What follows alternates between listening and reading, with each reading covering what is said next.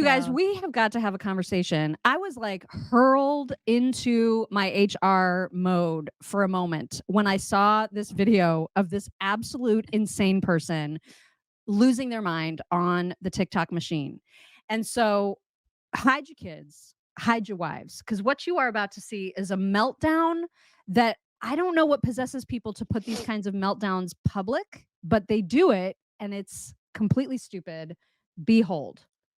I don't know if I'm going to post this or not, but I just need a fucking rant. Okay. Universal Labor Support just fucking called me. And the first thing they fucking did is fucking dead name me. Oh my God. Love that. We're off to a really fucking good start. The F word. They ask if I'm available for a fucking shift. In 9 fucking weeks, they have not fucking scheduled me. Oh my And God. they are trying to. So First of all, mostly everyone who calls from labor support knows me as fucking Max, not fucking dead name. Getting off to a really fucking good start right there, aren't we? Second, pretty much everyone I talk to knows about my fucking situation. They know that I'm homeless. It's not like I have a bed I can fucking crawl up in and take a nice fucking goddamn nap. I don't have a fucking accessible shower. I don't have anywhere to keep my fucking dog. She has a dog. And they're trying to fucking schedule me on Sunday. No fucking notice. Nobody calls me and says, hey, yo, we want to schedule you now. That's what they literally just did. They ask if I'm available to their fucking needs after they fucked me over for 9 fucking weeks. Go fuck yourself, Universal. Fuck you for dead naming me. Fuck you for not changing my fucking name on my ID. Fuck you for not understanding my situation. Fuck you for being transphobic. I am so fucking done with companies fucking us over. I am so sick and fucking tired of filling out application after fucking application for loans to get money to get ahead. I am so fucking done. When will these fucking companies learn? Oh my God. This individual is unhinged. Okay, you used to work in HR. Yeah. And one of the things that, first of all, the F-bomb, like every other word. Okay, listen, I'm not a prude, but this person is unhinged, screaming obscenities and like screaming at a company. So like you're not going to get hired. You know, it's like I always tell my daughter, everything you put on social media lives there forever. So you better watch yourself when you put anything on social media. Anything. This individual is like, if you were hiring somebody and you were in HR, like I know for a fact that you have even said that if you were hiring anybody today, because God forbid you had to get into HR again, that would be never again. Oh Never. God, like that would be never first of all, again. It would be hysterical if you had to do that. But if you had to do it, the first thing that you would do after talking to that individual is you would get out on social media and you would stalk them to see what have they posted, what have they said, what kind of a person is this individual like in real life. And you would see something like that and you would be like, hell no, I'm running away. I don't want that drama. I do not want any kind of that drama. That person's and a every psycho. recruiter, I mean, I cannot tell you, because I posted about this myself and got so many people, obviously, who were like, I would stay away from that person like crazy. And yes, of course, not just recruiters, but also hiring managers take it upon themselves to look up people on social media. Of course they do that. Why wouldn't they want to do that? Of course. And so the funniest pushback that I got was from people who were trying to say, well, you're never going to find me because I keep all my stuff private. That's the point. That's the point. That's what you should do. Like, if you're going to have a hysterical meltdown, the problem with this person is not that they are upset. It's that they chose to post that publicly. Right. And try to seek attention for it.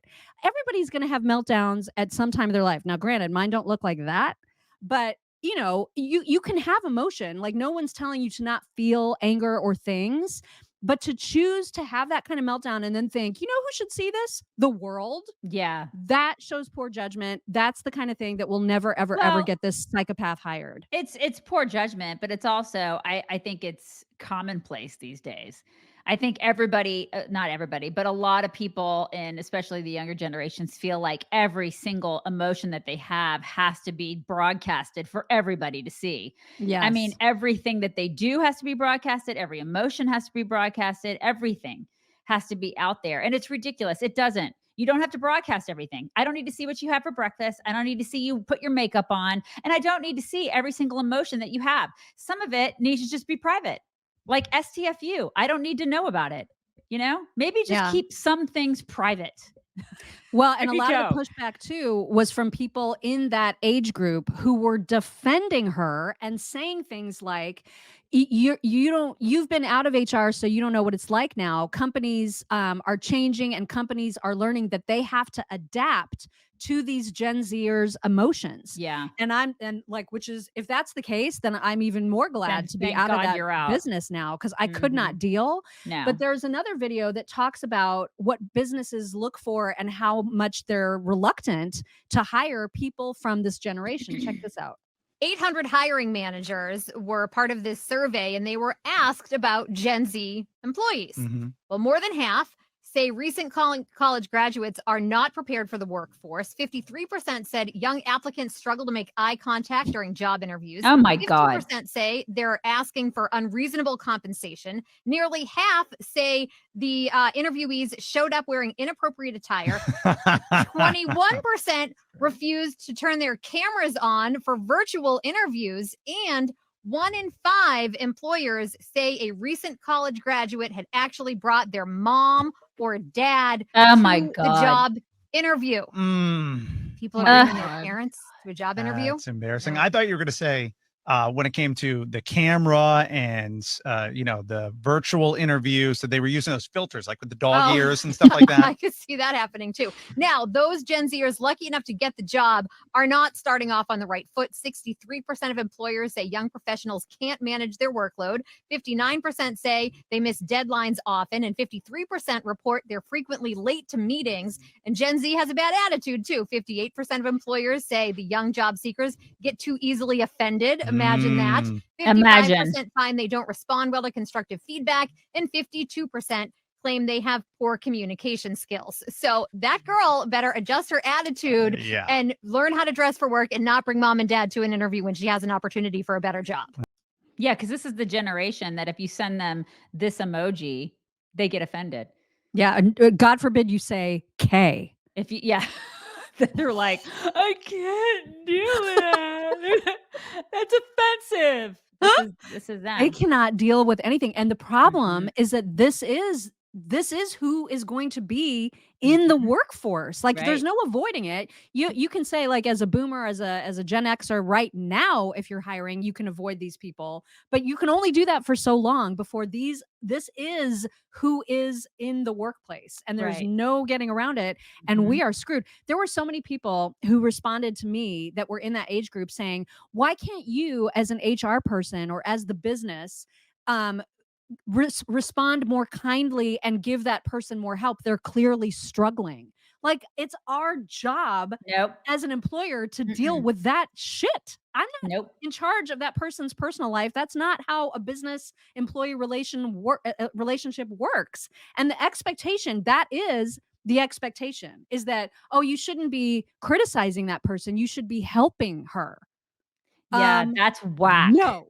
That is No. whack. I mean, because listen, the boomers and the Gen Xers out there are like, would you remember what it was like when we first got out into the workforce? Can you imagine going to your employer and being like, you're responsible for how I feel today? Right. You're responsible. Like, oh my God.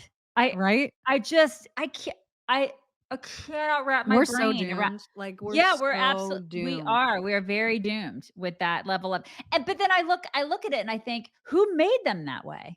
Yeah. It's a lot of us. It's a lot Yeah. of us. It's this gentle parenting bullshit. Or absent parenting, where you're just letting your Absent. phone do the Yes. parenting. Precisely, Mock. Precisely. Yeah. Yeah. You're letting your phone and like other people parent your kids. Yeah. Mhm. I cannot, the fact that, like, there was any pushback against the common sense take, which is And because the way that I responded to it initially was to say, "Hey, PSA, I have a whole bunch of years of recruiting experience, and this is what you should not do if you want to be hired. If you're looking for a job, make sure you're locked down. Make sure you're not posting crazy shit." That was the point, and I thought, "There's really no arguing with that, right? Like, how can No, somebody argue there with that?" shouldn't be. There shouldn't be any arguing with Oh, that, there was right? argument. There were some other HR people too. There was like some absolute biatch who was like, "My husband works for a high level HR. He's like HR VP at so and so company, and he would absolutely hire this And I was like, "Do it. Good luck. Report back." You know Yeah. what I mean? See Like, how well your company succeeds hiring right. that crazy lunatic. God. Yeah. Oh Yeah, my good God. luck with that. Mhm. Yeah, Anyway. because it used to be that people would walk in and you could be like, "This person's a crazy person, I'm not gonna hire him." And Hmm. now people feel as though they have to hire them and coddle them and hold their hand along the way. That's not business. Yeah. Businesses fail when you do that. Crazy. And there were the smarties too who were like, I you can't like not hire that person because she's upset about dead naming or like because of transphobia. They're in a protected class. That whatever. Like that aside, this has nothing to do with how that person chooses to identify or the dead naming. It has nothing to do with that. It has everything to do with the fact that she chose to post that meltdown, that hysterical, psychotic Right. emotional break. She looked at it, recorded it, looked at it, and thought, "I'm gonna share I'm gonna that." share it. Right. That's Mhm. that's the unhirable part. And so all the people that were like, "You would get so sued if you didn't hire her for that." Okay, Why? just try me. Try me. Why? And then Transgender or no transgender, she's a loony. she's a total lunatic, exactly. And there were a lot of people who were admitting as hiring managers that were saying, "Oh yeah, I totally check social media, and if I see in the He, her, bio the pronouns, the I'm not even pronouns. looking at them." Yep, And now yep, I that's believe a it. little bit sketchy, I like on don't think legal so. grounds. I don't think so. Why? Well, just 'Cause legally, it's a little sketchy. You yeah, could get why is it yourself into trouble. yeah, if you say it out loud, but if you Right. just think to yourself, "I'm not gonna hire these people because they have their stupid effing pronouns and they're" I mean, Exactly. if you who how do you prove that? How do Exactly. you Well, prove and it? If that's exactly right because like all the people that were like, "Oh, you would get so sued." You can't even companies that have an anti like even if they disallow their recruiting staff or their HR staff to look at social media, even if it's the official policy that you cannot take that into account, everybody does it. everybody does it. Does it. And for people Yeah. to think otherwise, they're out of their minds. And you Out know of what? I'm judging you. If you have pronouns in in your bio, if you have pronouns in your social bio and your title, I'm judging you. Yeah, because why I would already you do know that? who you are. I already know what side of the aisle you're on. I already know what kind of a person you are. I already know like a little bit about you, kind of a lot about you, if you have pronouns in your name. Yeah. Like, yeah, I'm judging you. I will say though, there was one person who commented saying, "The only reason I use pronouns on my resume is because my name is like a really unisex name. And so I just find it, I just want to make sure that people know like what gender I am. And Well, I can get that. that may But be like in their in that this may be to in their this benefit. environment, in today's environment, just Don't do don't. that. Don't do that. Leave Because them it may off. be to their benefit. Like, sometimes if you have a masculine name, who cares? So you get the Yeah. interview and you show up and you're like, "Oh, you're a woman? Well, that's cool." It's like, There was a person who said, "Do you?" This was like the most hilarious comeback. Is that somebody said, "Well, do you, as the HR recruiter, give the candidates the list and all the social media profiles of everyone that they're going to work with?" And I'm like, "Are you out of your God, these mind? people are There's nothing just stopping you from looking on LinkedIn to see who works at a company and doing your own research. that's But right. like, why would I do that as a recruiter? You know what I Yeah. mean? Like these people are Mhm. just entitled psychopaths. Total brats. It's unbelievable, and this is the future. Yeah. So buckle up. Total absolute yeah, absolute brats. Anyway, Yeah. on And that pa note, and to end too, parents need to do better. Parents need to do better in for raising their real. kids and preparing them for this kind of stuff, and then also maybe not being so coddly. Yeah, Yeah. yeah.